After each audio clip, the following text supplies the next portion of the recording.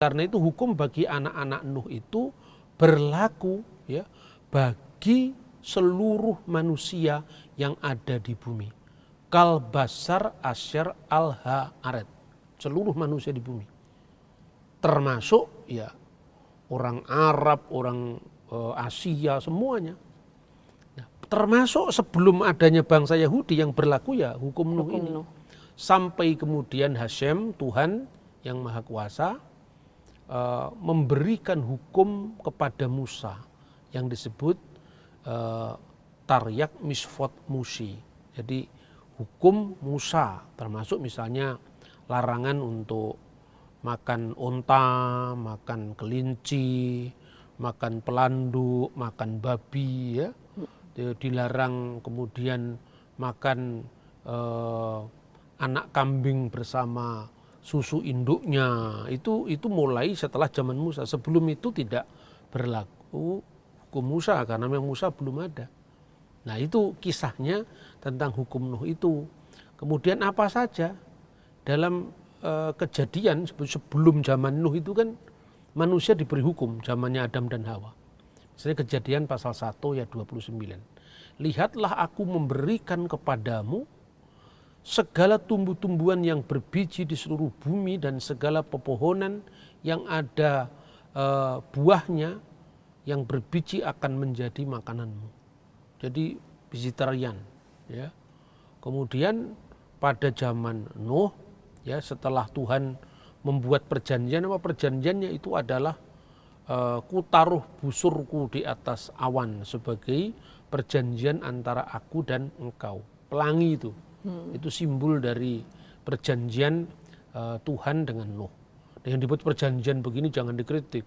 Perjanjian kalau secara hukum itu kan para pihak yang mengikat perjanjian, bukan itu maksudnya. Di sini covenant. Jadi Tuhan memberikan hukum yang mesti ditaati oleh manusia karena Tuhan telah memberkati manusia, menyelamatkan manusia. Jadi tidak sama dengan testamen dalam hukum perdata artinya ya.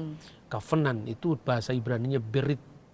Jadi sejak zaman Abraham itu mulai dipilih satu umat yang nanti akan melahirkan bangsa Israel.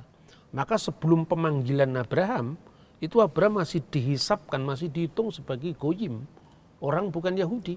Sekalipun dia kakek moyang bangsa Yahudi, ketika Tuhan sudah memanggilnya dan diberi tanda sunat atau khitan, ya, di dalam bahasa Ibrani brit milah. Saat itu kemudian Abraham menjadi bapak orang beriman, dan Israel itu adalah penggenapan dari janji Tuhan bahwa semua bangsa di bumi olehmu akan mendapatkan berkat, sesuai dengan kitab Kejadian pasal 12 ayat 3. Nah, makanya kemudian ketika bangsa Yahudi itu masih terlunta-lunta di dalam diaspora, dalam pengasingan, baik itu pengasingan ke Babel maupun setelah runtuhnya bait suci yang kedua setelah zaman Yesus. Jadi tanggal 5 Agustus tahun 70 Masehi, Bet Hamikdas itu dihancurkan oleh Jenderal Titus. Karena perang Yahudi yang pertama. Perang Yahudi yang kedua dilancarkan lagi perlawanan orang Yahudi yang dilakukan tahun 132 dan mereka menang untuk sementara waktu sampai pada zamannya pemimpin Yahudi yang bernama Simon Bar Kokhba. Negara Israel itu menikmati kebebasan selama antara tahun 132 Masehi sampai tahun 135 Masehi. Itu perang Yahudi yang kedua. Tapi itu tidak bertahan lama, kemudian Kaisar Hadrianus dengan tentaranya memporak-porandakan kembali kota suci Yerusalem. Lalu setelah itu orang-orang Kristen yang berlatar belakang Yahudi bersama dengan orang Yahudi yang bukan pengikut Yesus, mereka tidak diizinkan tinggal di kota suci Yerusalem.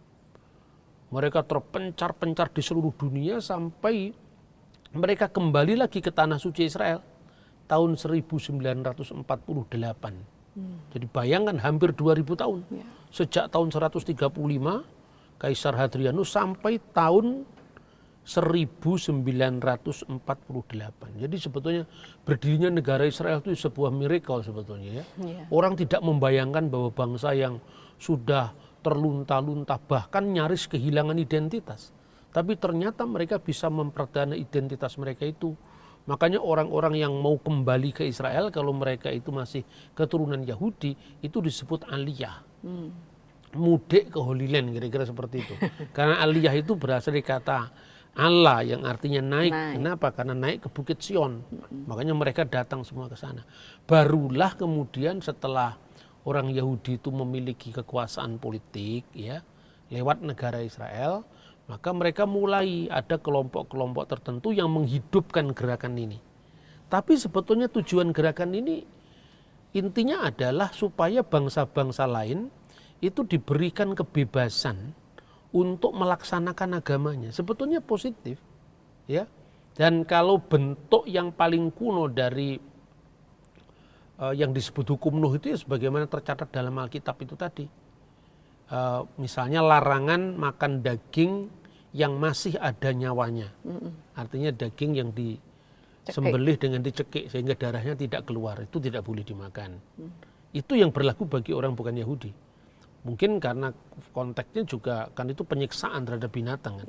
Dicekik itu karena cara menyembelih korban itu sendiri ada aturannya supaya binatang itu tidak mengalami penderitaan yang terlampau terlampau kejam ya. Kemudian tentang mengenai darah, nyawa kamu aku akan menuntut balasnya, dari segala binatang aku akan menuntutnya, dan dari setiap manusia aku akan menuntut nyawa sesama manusia. Dalam Kejadian pasal 9 ayat 6 itu artinya larangan untuk membunuh, larangan untuk merampok, pokoknya tindakan kekerasan. Itu yang disebut sefikut damim, menumpahkan darah. Dasarnya apa? Karena manusia itu semua ya, ada kesamaan di depan Tuhan. Jadi tidak ada bedanya antara Yahudi dan bukan Yahudi, di depan Tuhan adalah sama. Karena apa? Makanya dalam Kejadian pasal 9 ayat 6 itu dikatakan siapa yang menumpahkan darah manusia, darahnya akan tertumpah oleh manusia sebab Allah membuat manusia menurut gambarnya. Ini kembali kepada kisah penciptaan dalam Bereshit atau Kejadian pasal 1 ayat 26 dan 27. Dan semua manusia diciptakan menurut gambar Allah itu adalah merupakan equality, kesamaan, kesetaraan di depan hukum Tuhan. Nah makanya untuk bangsa bukan Yahudi berlaku yang namanya hukum Nuh. Yang kemudian nanti setelah abad ketiga Masehi para rabi itu menyusunnya, mensistematisir menjadi Sefa Mishvot, 7 hukum. Kata Mishvot itu kan jamak dari kata misfah, ya 7 hukum. Itu yang disebut 7 hukum bagi Bani Noah. Nah pertama kapan itu mulai muncul ya? Catatan tertua tentang hukum Nuh itu muncul dalam kitab yang namanya ini. Kitab Yobel, Sefer Hayufelim.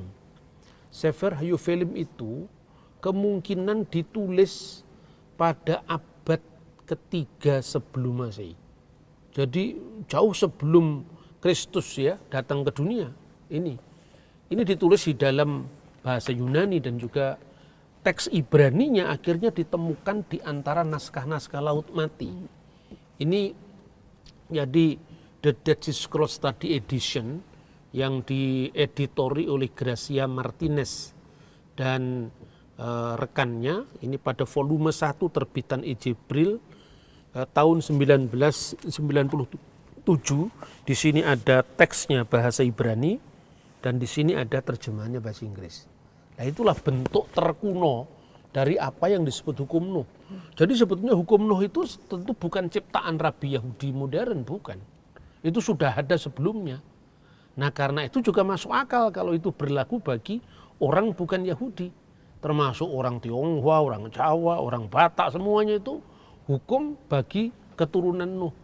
Nah itulah bentuk tertuanya, kira-kira bunyinya seperti ini ya. Pada tahun Yobel yang ke-28, Nuh mulai memerintahkan kepada putra-putranya peraturan dan perintah. Dan semua keputusan yang dikehendakinya, katanya. Dan Nuh menasihati anak-anaknya untuk menjalankan kebenaran. Dan untuk menutupi dan menjaga tubuh mereka, artinya dari segala macam percabulan, imoralitas seksual. Dan untuk memuji Sang Pencipta.